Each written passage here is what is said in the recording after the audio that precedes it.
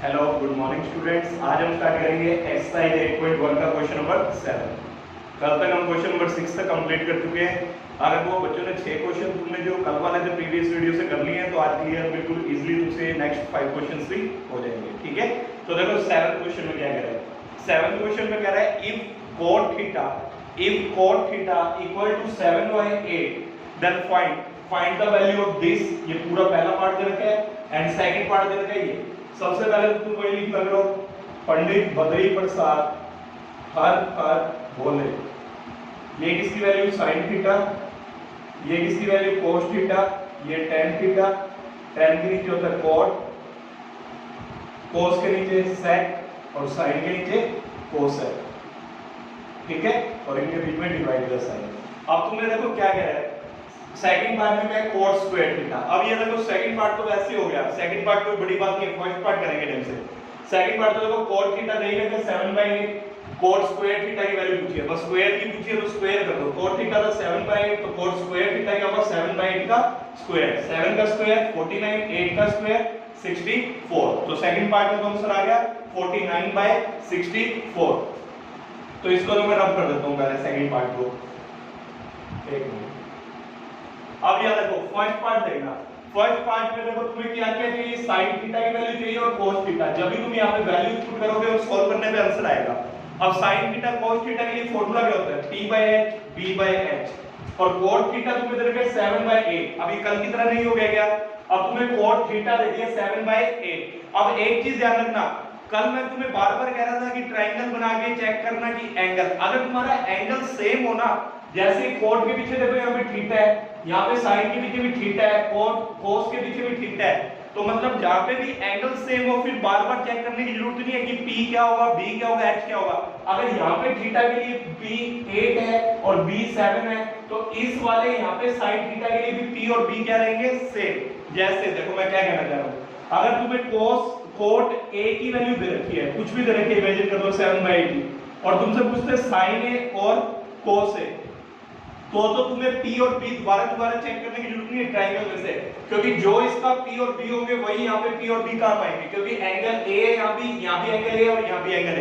But अगर तुमसे sin c बोल देता और cos c बोल देता, अब देखो यहाँ पे एंगल a और यहाँ पे c आ गया, तो अब जो इसका एंगल a वाले का p और b होगा वो c वाले के लिए क्या होगा, डिफरेंट। तो ये फिर हमें ट्रायंगल से चेक करना पड़ेगा कि p और b कौन सा, जैसे कल कर रहे थे। ठीक है, बट अब देखो जब अब ये यहाँ पे देखो एंगल सेम ही है, थीटा है, यहाँ भी थीटा है, यहाँ भी थीटा है, यहाँ भी थीटा। तो अब देखो cot थीटा का फॉर्मूला क्या होता है, b/p। b देखो भी कितना हो गया और b/p किसके इक्वल हो गया 7/8, तो b 7p 8। पर अभी अब b और p आए, हमें थर्ड साइड भी चाहिए होती कौन सी, h। तो pgt according to Pythagoras theorem h square किसके इक्वल होगा, p square plus b square. p square किसके इक्वल है 8, तो p का स्क्वायर 8 का स्क्वायर, b किसके इक्वल है 7, 7 का स्क्वायर। नाउ 8 का स्क्वायर किसके इक्वल होगा 64, 7 का स्क्वायर 49, 64 प्लस 49 113।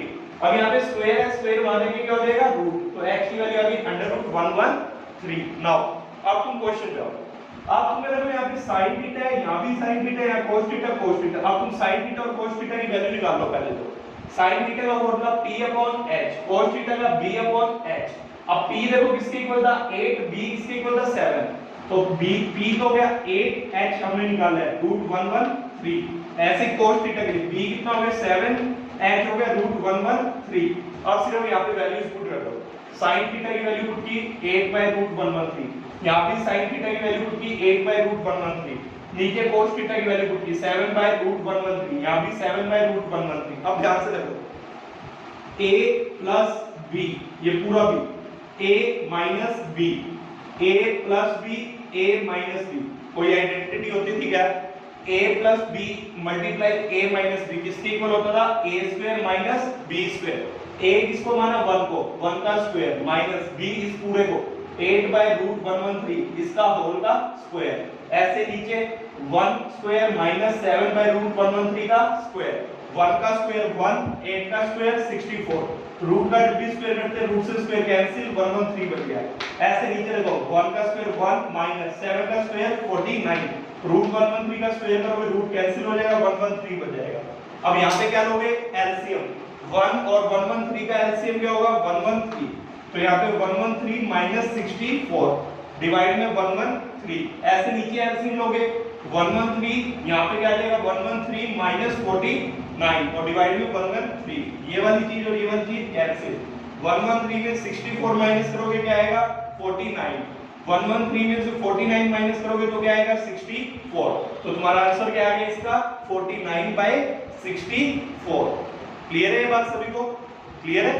तो ये थे तुम्हारे दोनों पार्ट 7 क्वेश्चन में। नाउ 8th क्वेश्चन पे आए, बिल्कुल इजी क्वेश्चन है अगर कंसेप्ट क्लियर है तो तुम्हारे।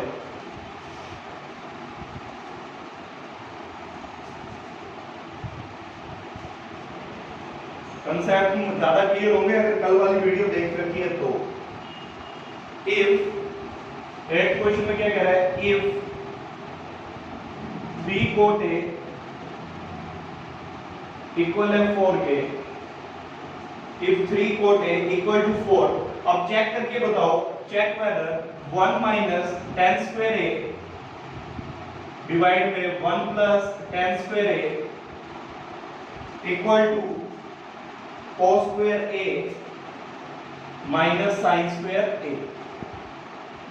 अब तुम्हें ये चेक करके बताना है कि ये वाली साइड जो वैल्यू आएगी और जो ये वैल्यू आएगी ये आपस में इक्वल है या नहीं। उसने कहा check whether it is equal और नॉट, तो हम चेक करके बताएंगे। तो सबसे पहले देखो, अब सबसे पहले चीज देखो, यहाँ पे भी एंगल a है, इस पूरे पार्ट में भी angle a a a a। अब हमें ट्रायंगल बनाने की जरूरत नहीं है क्योंकि जो b p और h इसके लिए होगा वही सब इन्हीं के लिए होगा, क्योंकि एंगल क्या हमारा सेम a a ही चल रहा है, ठीक है। तो इसमें अब टेंशन लेने की जरूरत नहीं है, p और b क्या है डिफरेंट हो सकते हैं, ठीक है। तो अब यहाँ पे देखो, अब कोट a की वैल्यू क्या होगी तुम्हारी, कोट a किसके इक्वल हो गया 4/3, कोट a किसके इक्वल हो गया 4/3, ऐसे 3 मल्टीप्लाई में इधर जाके डिवाइड। अब कोट थीटा का फार्मूला क्या होता है b upon p, therefore cot a किसके इक्वल हो गया b upon p equal to 4/3, b 4 के इक्वल हो गया, p किसके इक्वल हो गया 3 के। Now Pythagoras theorem, now using Pythagoras theorem h square किसके इक्वल होगा p square plus b square, h square हमने निकाला है, हमें नहीं पता b कितना है 4, p 3, तो 3 का स्क्वायर प्लस 4 का स्क्वायर, 3 का स्क्वायर 9, 4 का स्क्वायर 16, तो h स्क्वायर की वैल्यू कितनी आ गई 25, तो h कितना आ जाएगा 25 का रूट कितना होता है 5, तो h कितना आ गया 5, क्यों ये स्क्वायर का इधर जाके क्या हो जाएगा रूट 25 5। अब देखो सबसे पहले हम उसमें कहा ये वाली चीज और ये वाली इक्वल करो, तो तुम पहले लेफ्ट हैंड साइड लेके चलो, taking left hand side, taking left hand side के 1 minus 10 square a upon 1 plus 10 square a। अब 10 पहले देखो 10 square a 1 minus 10 square a 10 a मतलब 10 थीटा की वैल्यू देखो पहले तो 10 थीटा क्या होता है p अपॉन b, p कितना है 3, b कितना है 4, तो 10 थीटा की वैल्यू कितनी हो गई p अपॉन b, p कितना है 3, b कितना है 4, तो 3/4, तो यहाँ पे देखो 10 a की वैल्यू होगी 3/4 और उसका स्क्वायर, क्योंकि 10 जो तुम यहाँ से निकालते हो p/b वो तो सिर्फ 10 थीटा की वैल्यू होती है, अब थीटा यहाँ पे a है उसके लिए, ठीक है। तो 10 a की वैल्यू है 3/4, बट स्क्वायर भी करना है, देखो 10 स्क्वायर है तो 3/4 का क्या कर दिया तुमने स्क्वायर, ऐसे नीचे देखो 1 प्लस 10 a की वैल्यू ऊपर की तरह 3/4 का स्क्वायर। अब सॉल्व करो, 1 माइनस 3 का स्क्वायर 9, 4 का स्क्वायर 16, ऐसे नीचे भी 9/16। अब एलसीएम लेंगे, ऊपर भी एलसीएम 16, तो ऊपर हो जाएगा 16 माइनस 9, ऐसे नीचे एलसीएम लोगे 1 और 16 का एलसीएम 16, तो यहाँ हो जाएगा 16 प्लस 9, 16 से 16 कैंसिल, 16 माइनस 9 7, 16 प्लस 9 25, तो लेफ्ट हैंड साइड की वैल्यू आ गई तुम्हारी 7/25। अब राइट हैंड साइड, टेकिंग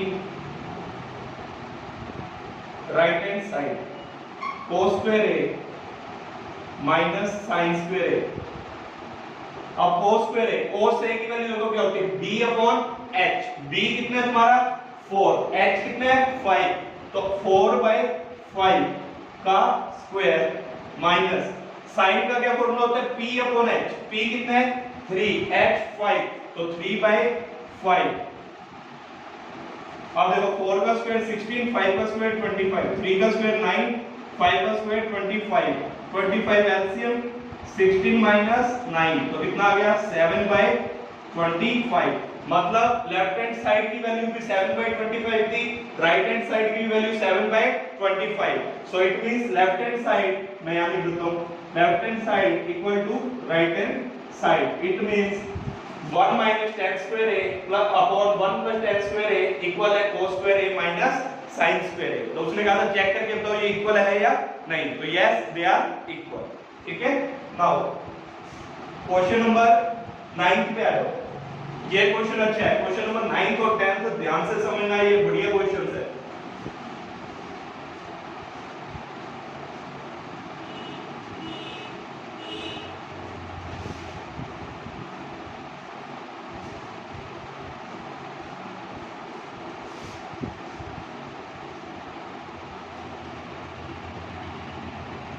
देखो क्या कहना है क्वेश्चन नंबर 9 में, एक राइट एंगल ट्रायंगल, अब उसने बोला है, देखो ट्रायंगल, राइट एंगल ट्रायंगल बोला है, right angle triangle, right angle at B, right angle किस पे है, बी पे।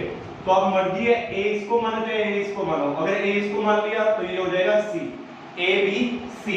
अब क्या कह रहे हैं, tan a अगर इक्वल है 1/√3 के, tan a उसने कहा है किसके इक्वल है 1/√3 के।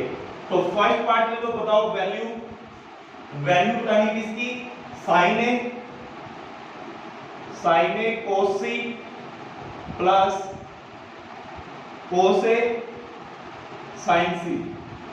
ठीक है, तो सबसे पहले देखो हम क्या करेंगे, tan a दे रखा है तुम्हें, अब tan a दे रखा है, तो a अब यहाँ पे ध्यान देना पड़ेगा, क्यों, यहाँ पे देखो a तो है बट यहाँ पे a के साथ c भी आ रहा है। देखो sin a भी पूछे sin c भी, अब a के लिए तो p और b सेम रहेंगे जो इसके हैं, बट c के लिए एंगल क्या हो जाएंगे, चेंज।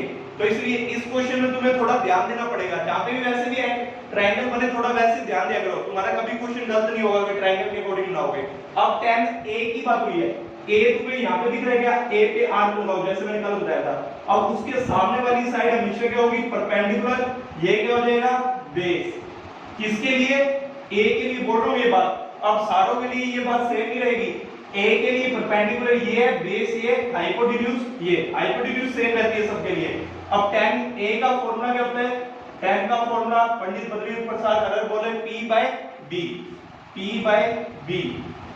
इक्वल है 1/√3। तो p तो हो गया 1, b हो गया √3। अब h निकाल लेते हैं, h कैसे निकलेगा, in right angle triangle ABC h square equal होगा p square plus b square according to PGT। h square हमने निकालना है, p कितना है 1, b कितना है √3 का स्क्वायर, 1 का स्क्वायर 1, √3 का स्क्वायर 3, तो h स्क्वायर किसके इक्वल आ गया 4, स्क्वायर माने के रूट, तो h की वैल्यू कितनी हो जाएगी 2, h कितना आ गया 2, h तो हो गया फिक्स। अब ये देखो tan a से तुम्हारा p भी आ गया, b भी आ गया, h भी आ गया, p कितना तुम्हारा 1, b कितना है √3। अब ये a एंगल के लिए है, ध्यान रखना a के लिए बात हो रही है, ये p है और ये b a के लिए। अब a वाले जितने भी एंगल उनकी वैल्यू लिख लो पहले, तो sin a की क्या होगा, sin a का फॉर्मूला होता है p/h। अब a के लिए बात हुई है तो a के सामने p है ना, p1 h2, तो 1/2, h कितना आ गया, sin a कितना आ गया 1/2, cos a चाहिए, cos a का फॉर्मूला b/h, a के लिए ये p है तो ये क्या हो गया b √3/2। ठीक है, अब देखो अब तुम्हें निकालना है a sin a cos a तो निकल गया, बट अब sin c और cos और c और चाहिए जिससे तुम वैल्यू पुट कर सको। अब ये देखो अब c आ गया, अब ये p और b नहीं रहेंगे, ये बात ध्यान रखना, ये a के लिए ये p था और ये b था, बट अब क्या आ गया c आ गया। c देखो कहां पे है, जहां पे भी c है वहां पे r लगाओ, वहां पे r लगाई। अब इसको यहाँ पे परमानेंट ऐसे मत लिखा करो, ठीक है। अब c के सामने वाली साइड क्या होगी परपेंडिकुलर, अब ये क्या होगा तुम्हारा परपेंडिकुलर और ये क्या होगा तुम्हारा बेस। ठीक है, तो अब यहाँ पे देखो तुम्हारा जो तुमने tan a के अकॉर्डिंग जब तुमने लिया था p अपॉन b, तो ये देखो तुम्हारा जब p ये था b ये था, ठीक है, तो उसने tan a के अकॉर्डिंग p की वैल्यू 1 थी और b की वैल्यू √3, मतलब bc तुम्हारा कितना था 1 और b बेस ये ab कितना था √3। तो अब तुम इससे बढ़िया यहाँ पे क्या करा करो जिससे तुम्हें और क्लियर हो जाए। इसका मतलब क्या है, जो तुम्हारा ये 1 आ रहा है ये किसकी वैल्यू है BC की, और AB की वैल्यू क्या है √3। ये तो बात फिक्स हो गई क्योंकि उसने क्वेश्चन में गिवन दिया है tan A = 1/√3। A के अकॉर्डिंग परपेंडिकुलर ये बेस ही है, बट परपेंडिकुलर बेस तो है, बट यहाँ पे देखो BC की वैल्यू 1 हो गई, AB की वैल्यू √3, ये तो फिक्स हो गया। AB की वैल्यू हो गई तुम्हारी √3 और BC की वैल्यू हो गई 1। अब यहाँ पे देखो, अब पहले तो A के अकॉर्डिंग हमने देख लिया था P upon B, P upon H और B अपॉन H, बट अब साइन C आ गया। साइन C के लिए ये परपेंडिकुलर क्या होगा AB, AB की वैल्यू कितनी थी √3। ये देखो C की वैल्यू आ गई ना साइन C, फॉर्मूला तो P अपॉन H ही होगा, बट H सेम ही रहेगा 2, बट अब P चेंज हो जाएगा। A के लिए P ये था कितना था वैल्यू 1, बट C के लिए P की वैल्यू क्या हो जाएगी, जो पहले वाले का बेस था, बेस कितना था उसका √3।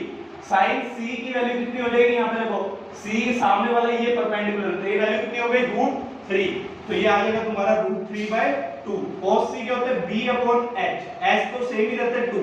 अब बेस देखना है, अगर C के लिए ये परपेंडिकुलर है, ये परपेंडिकुलर है, तो ये क्या हो जाएगा बेस, तो बेस की वैल्यू कितनी हो गई 1।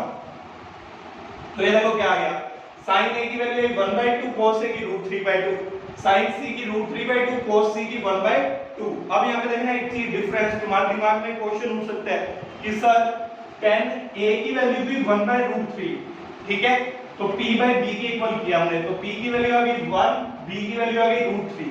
तो अब यहाँ पे ये बात ध्यान रखना, जो तुम्हें कंडीशन दे रखी होगी ना वो चीज तो फिक्स हो गई, मतलब अब इसकी वैल्यू BC की वैल्यू 1 हो गई, AB की वैल्यू है तुम्हारी √3 हो गई। अब इससे तुम ये मत सोचना ये P और ये B है, बस ये सोचो ये BC की वैल्यू 1, AB की वैल्यू √3, तो उसकी हेल्प से तुमने H निकाल लिया, H कितना आ गया तुम्हारा 2, ठीक है।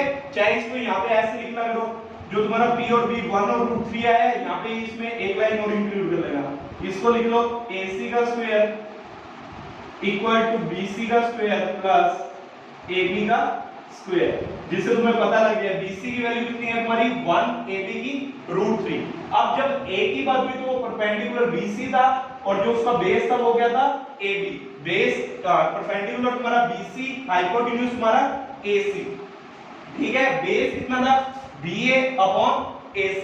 अब यहाँ पे देखो साइन C के लिए ये परपेंडिकुलर हो गया, A के लिए BC परपेंडिकुलर था, बट C के लिए परपेंडिकुलर क्या है BA, तो इसीलिए sin A की वैल्यू में तो 1 लिखा, बट sin C की वैल्यू में यहाँ पे क्या लिखा √3। तो अब ये क्वेश्चन इजीली हो जाएगा। देखो अब तुम्हें बस वैल्यू पुट करनी है, sin A की वैल्यू क्या थी 1/2, cos C भी 1/2 plus cos A √3/2, sin C √3/2, 1 into 1 1, 2 into 2 4, plus √3 into √3 3, 2 into 2 4।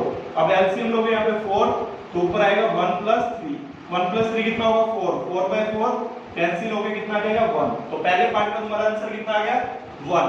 Now second part में देखो क्या कह रहा है, सेकंड पार्ट में कह रहे हैं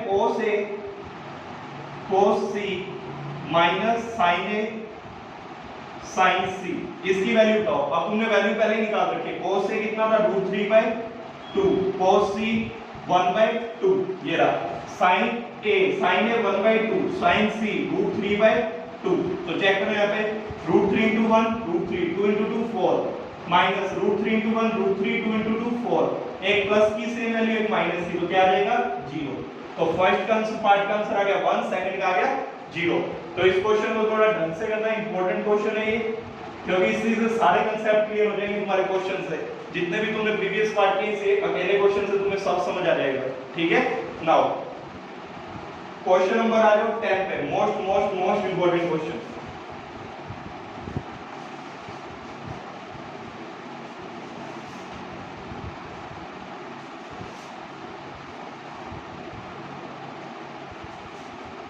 क्या कह रहे हैं, in triangle PQR right angle at ये देखो कह रहा है एक ट्रायंगल है पी क्यू आर, ठीक है, ये हो गया triangle P Q R. Right angle देखो किस पे बोल रहा है, राइट एंगल बोला उसने क्यू पे, राइट एंगल किस पे बोला, क्यू पे, तो ये हो गया क्यू। अब मर्जी है पी इसको लो चाहे इसको लो, मैंने जैसे इसको लिखा पी क्यू आर। अब क्वेश्चन में गिवन क्या है, क्वेश्चन में क्या है P R plus Q R, P R plus Q R की वैल्यू दे रखी है 25 सेंटीमीटर, ठीक है, एंड पी क्यू दे रखा है 5 सेंटीमीटर, पी क्यू दे रखा है तुम्हें 5 सेंटीमीटर, पी क्यू हो गया 5। Determine the values of, determine the values of sine P, cos p and tan p, तुमने इनकी वैल्यूज फाइंड करनी है, ठीक है। तो अब देखो इनकी वैल्यूज फाइंड करने के लिए तुम्हें क्या क्या पता होना चाहिए, p b h, यही पता होना चाहिए, परपेंडिकुलर बेस हाइपोटेन्यूज। क्यों, साइन का फॉर्मूला होता है p अपॉन h, cos का b अपॉन h, tan का p अपॉन b। तो अब कैसे भी करके हम इन तीनों साइड को फाइंड करेंगे, ठीक है। तो कैसे करेंगे, देखो pq तो तुम्हें दे दिया 5, तो यहां तो तुम लिख सकते हो, ये तो हो गया 5 सेंटीमीटर, pq की वैल्यू दे दी 5। बट अब यहां पे देखो pr प्लस qr, ये साइड प्लस ये साइड दोनों मिला के इसने 25 दी है। अब प्रॉब्लम हो गई, अब मेरे को क्या पता ये वाली साइड कितनी है, ये कितनी है, बट ये पता है दोनों का सम 25 है, ठीक है। हो सकता है ये 10 सेंटीमीटर हो, ये 15 हो, 10 प्लस 15 25, हो सकता है ये 12 हो, ये 13 हो, 12 प्लस 13 25। अब नहीं पता होता तो हम क्या करते हैं, थर्ड चैप्टर से रिलेट करो, x और y मान लेते हैं। तो लेट करो pr को क्या मान लो x और इसको क्या मान लो y, तो let pr is equal to x centimetre and qr equal to y centimetre. therefore because pr plus qr किसके इक्वल था, 25 सेंटीमीटर, ये गिवन है क्वेश्चन में। तो pr हमने x माना और qr y, तो x plus y किसके इक्वल हो गया 25, इक्वेशन नंबर 1।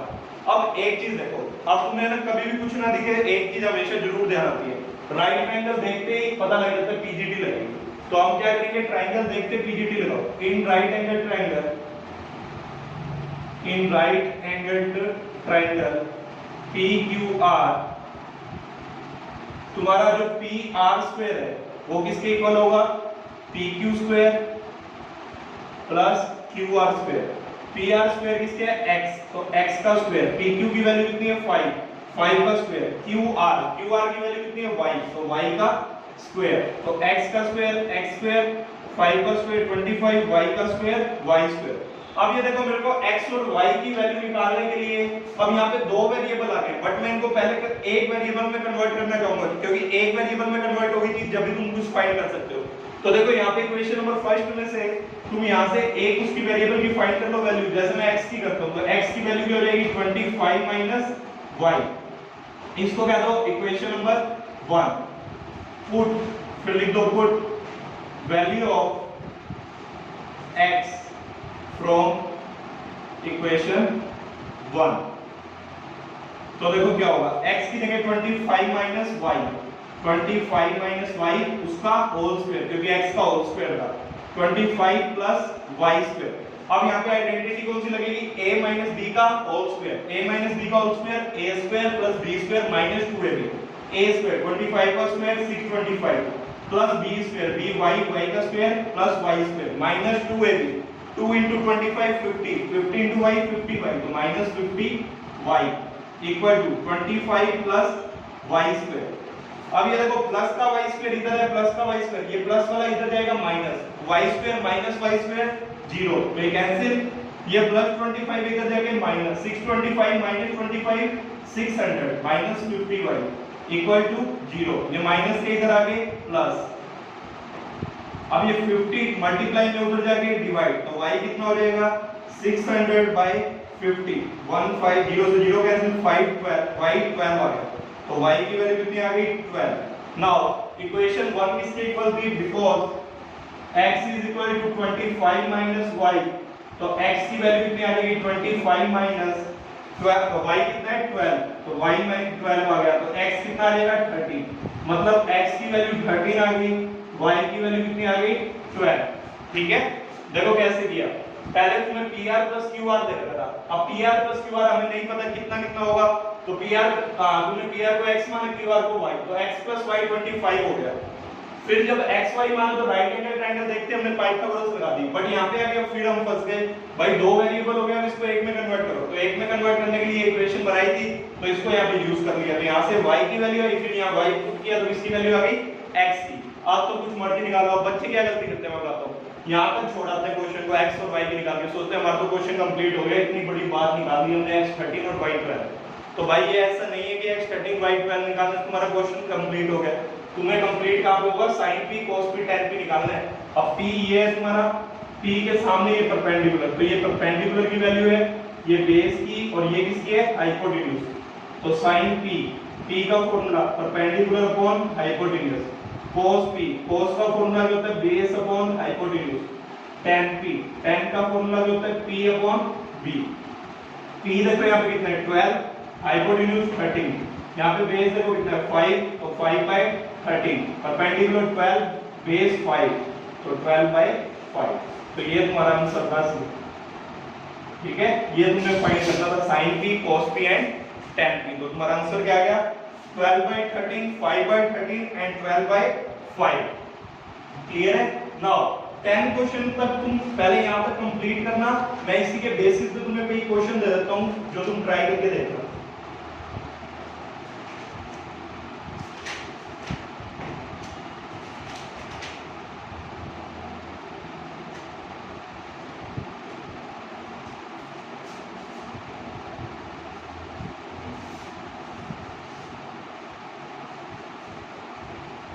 अब क्वेश्चंस लिख लो जो ट्राई तुमने घर पे करने हैं।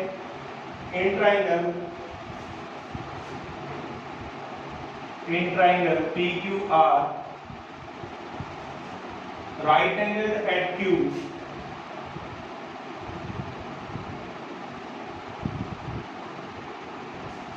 Right angle at Q, QR equal to 3 centimetre. इसी कंसेप्ट के बेसिस पे देखो ये same question, PR minus PQ equal to 1 centimeter. Determine the values of, find ऐसे लिख लो, find sin r, cos r, tan r। Same question है, इसी के कंसेप्ट पे होगा। मैं वैल्यूज भी तुम्हें यही बता देता हूँ आंसर, जिससे दिक्कत ना आए। sin r की वैल्यू तुम्हारी आएगी 4/5, cos r की वैल्यू आएगी 3/5 और tan r की वैल्यू आएगी 4/3। तो ये चेक कर लेना, ये तुम्हारा आंसर होना चाहिए। अगर ये आंसर आ रहा है तो ठीक है, अदरवाइज रॉन्ग है, तो दोबारा करके देखना उसको, ठीक है। सेकंड क्वेश्चन लिखो, in triangle ABC, in triangle ABC, right angle at B, right angle at B, and if tan A equal to 1, verify that 2 sin A cos A equal to 1। इसका आंसर तो क्या है, verify करना, मतलब ये वाली side और ये वाली साइड इक्वल, इसको 1 के इक्वल लेके आना, इसकी हेल्प से तो ये अपने आप प्रूव हो जाएगा ये दोनों क्या है, equal. Third question,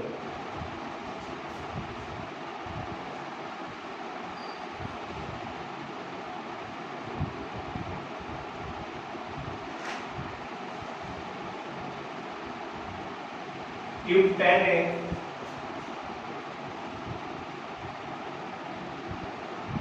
(4/3), find all other trigonometric ratios। तो सारे ट्रिग्नोमेट्री रेशियो निकाल के बताने हैं। tan A 4/3 के इक्वल है, sin A भी बताओ, cos A भी, sec A, cosec A, cot A, ठीक है। तो वो आंसर तुम्हें ये तो इजीली हो जाएगा, इसमें आंसर निकालने की जरूरत नहीं है।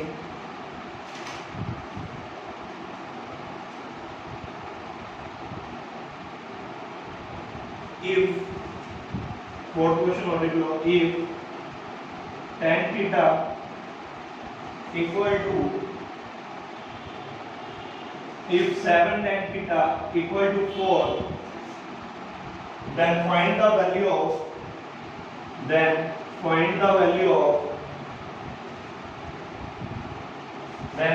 the value of 7 sin theta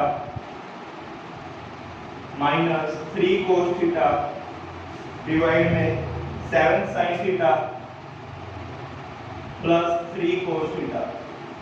तुम्हें दे रखा है इफ 7 tan थीटा इक्वल है 4 के, तो फाइंड करके बताओ इसकी वैल्यू। इसका आंसर तुम्हें बता देता हूं क्या है। थर्ड क्वेश्चन का आंसर है 1/7। इसका आंसर है तुम्हारा 1/7। तो जब सोल्व हो जाए तो चेक कर लेना आंसर ये आ रहा है या नहीं, ठीक है। तो आज हमारी तुमने करना है एक्सरसाइज 8.1 को कंप्लीट कर लेना, 10 क्वेश्चन तक 11 तक कर लेंगे, ठीक है। और जो तुम्हें प्रैक्टिस क्वेश्चन दे रहा हूं उनको ट्राई करके देख लेना, ठीक है। Thank you.